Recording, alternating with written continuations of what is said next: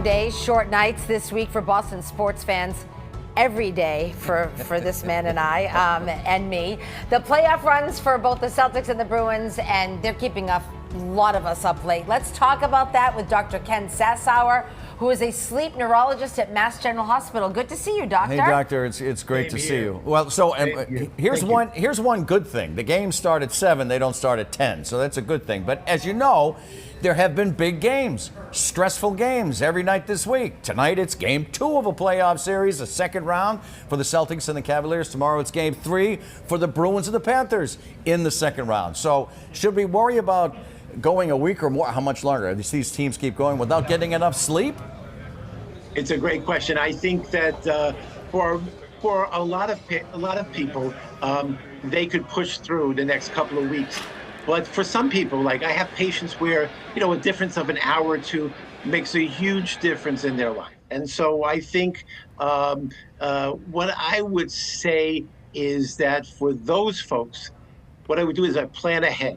For example, if it's a tight game, during an intermission or a halftime, try to get yourself ready for bed. So knowing that you'll be more prepared to get to sleep. And then after the game, I really find this to be helpful, is to take a warm shower or bath, not a hot one, but a warm one. And it's thought that when you get out of the shower and bath, that, the coolness of the environment facilitates you getting to sleep better, and there've been a lot of studies looking at that. So that way, and it also gets your mind off of whatever happened, making the goal in the last second. So in other words, the second and third period last night of the Bruins game, right? No, I know. That's right. I got you. That's right. Unfortunately, that's right. You had some time with that one, but it's and I would say that would be a helpful. I do think so. But for some people, like I say, if that doesn't do the trick, then I sometimes think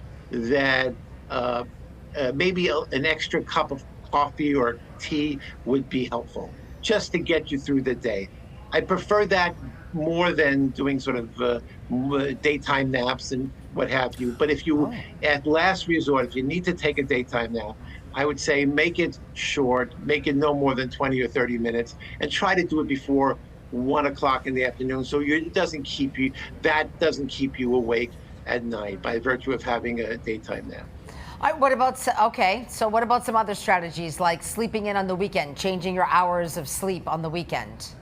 I think it's a great question. I tend to want to I really like to keep a consistent time of going to bed and waking up during the weekdays and the weekends. So I would only say that if doing that and you're still struggling, then maybe a brief nap during the day, maybe no more than about 20 or 30 minutes, no later than 1 o'clock in the afternoon, so that you're able to go back to sleep.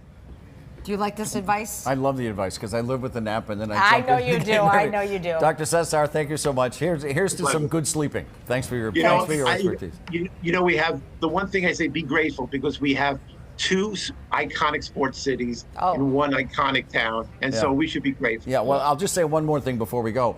If both the Bruins and the Celtics win these rounds, the next round it could be Boston against New York. And you talk about stress. Stand by. So it'll be great. Right. Great. No sleep for anyone. Great to see you.